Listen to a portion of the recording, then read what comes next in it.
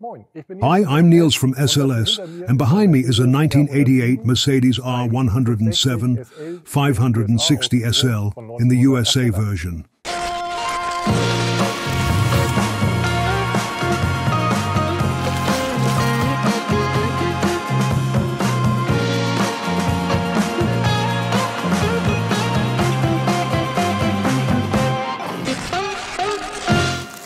Today we want to take a closer look at this vehicle and conduct an assessment. The R107 series is now eligible for H registration in all model years. This means the newest vehicle is now over 30 years old, and the oldest will turn 50 next year. This vehicle has not yet had a German registration, which means we don't have a Vehicle Registration Certificate or Registration Certificate Part 2, as it is officially called.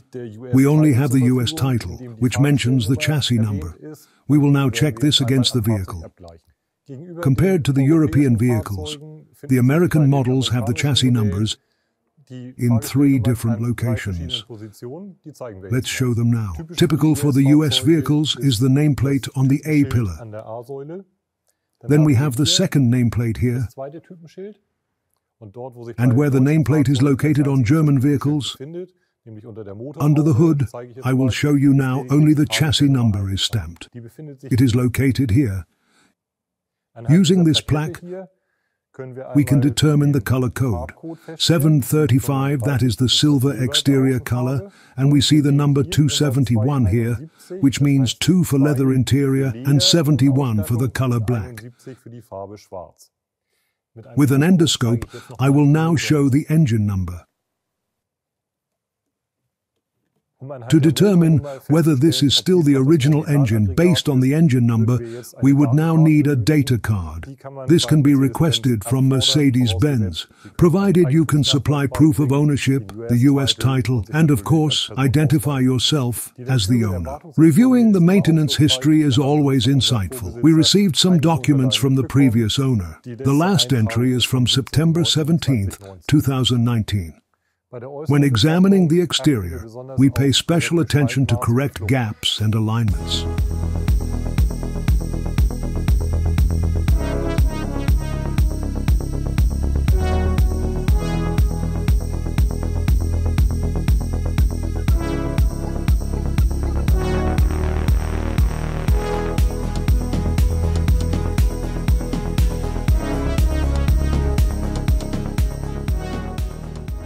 It's important that the correct alignments of the individual ridges and transitions are consistent.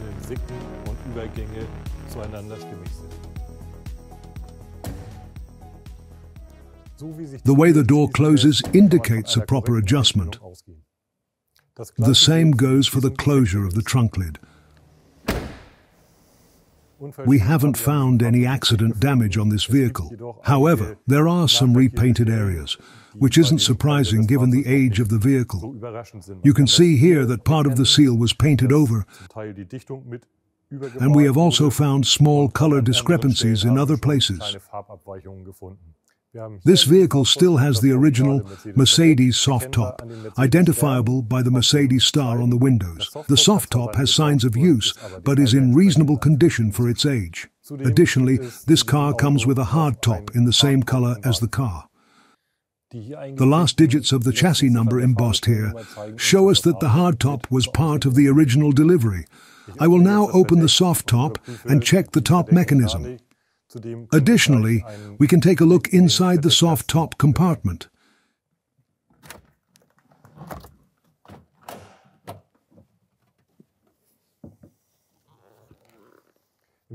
In the compartment itself, we didn't find any rust. However, you can see some edge rust on the compartment lid.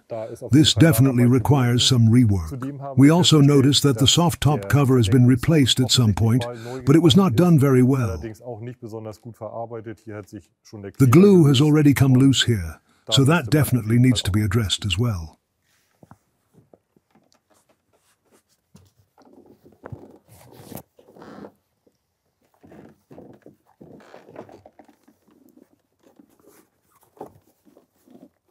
Here, you can see the gap measurement again, which looks clean and precise around the soft top compartment lid.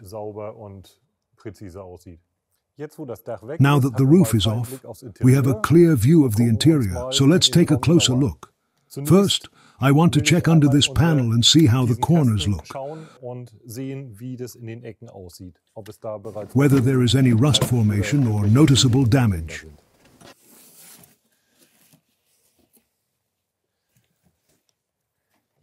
Here, we can see that the usual rust-prone areas show no signs of repairs or beginning rust.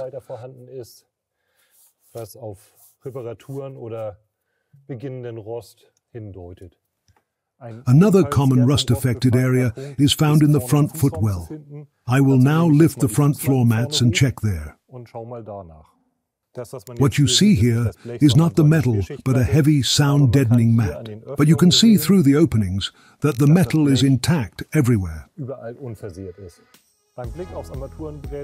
Looking at the dashboard, we notice the typical US features such as the knee bolster, the gauges in miles, the outside thermometer in Fahrenheit, and the very typical air conditioning, along with the installed radio.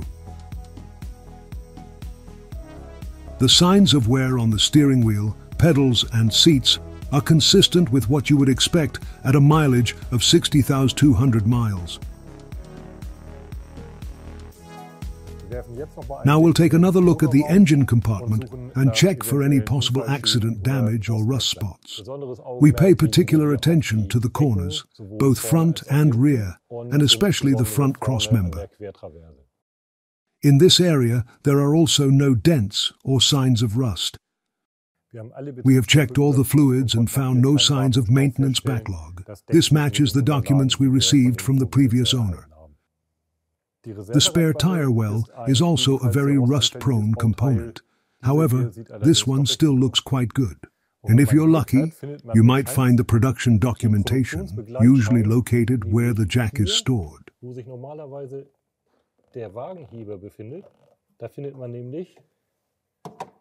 Behind this cover, you might find a small piece of paper that not only has the chassis number, but also the color code and the equipment details.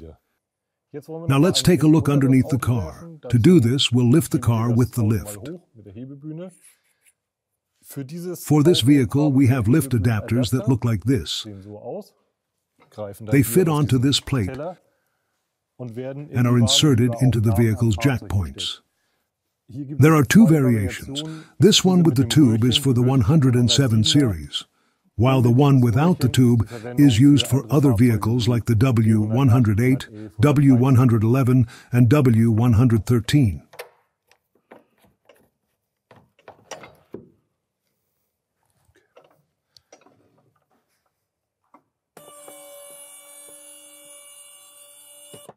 The bumpers and sills on these vehicles are not usually the worst rust spots. Now we'll show where rust can be particularly problematic. The trunk floor and the longitudinal beams.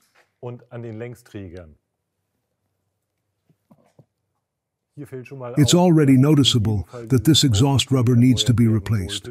It's almost about to tear. We would also replace the other ones in the process.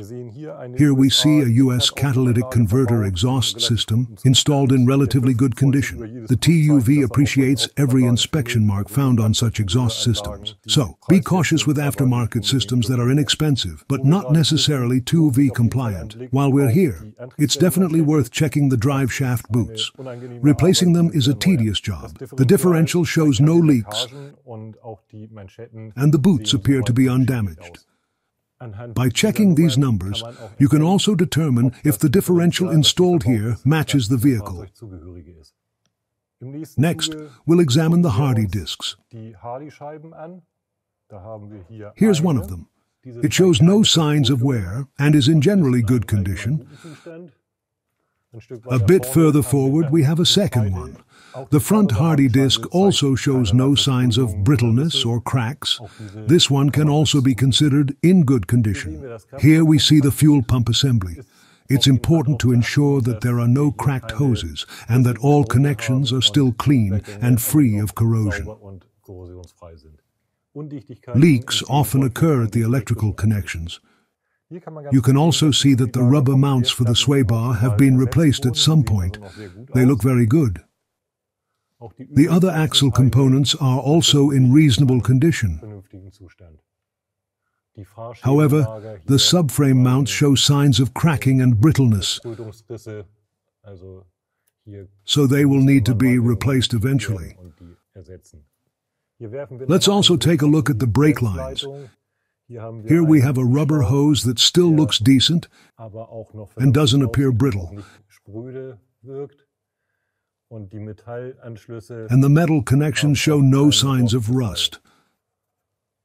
That's what we like to see. The front brake lines also show no issues. Here you can see a drop of oil hanging, which could indicate that it's not sealed properly. This appears to be a drain plug. Here we find the transmission number stamped on the flange. This area requires the utmost attention. If there is dripping here or a leak is clearly visible,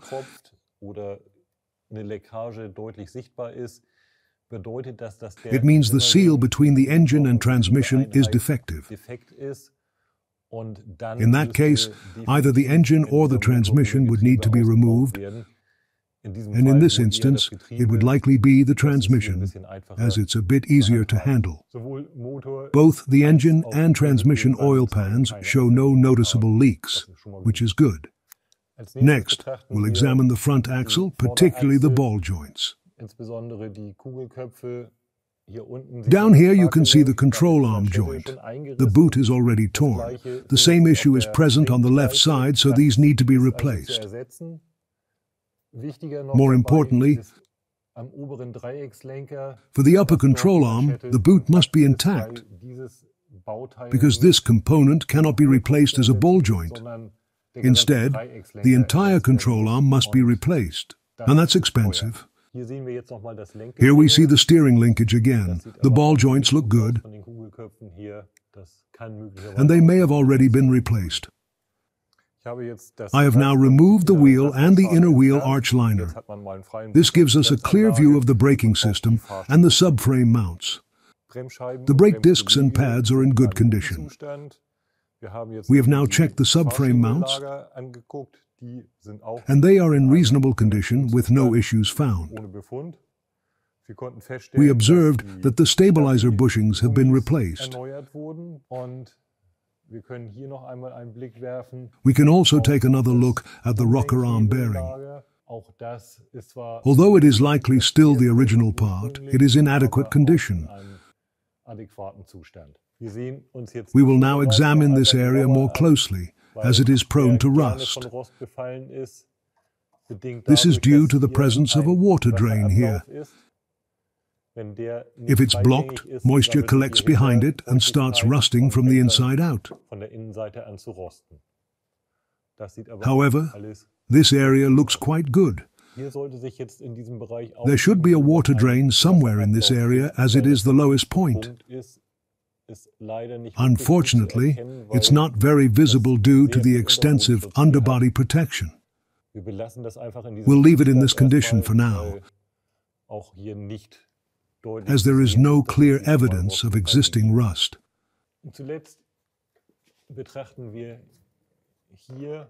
Lastly, we'll examine the pulley for the front seal.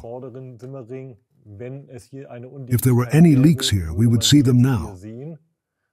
But everything is dry, so we can assume that the seal is still holding well.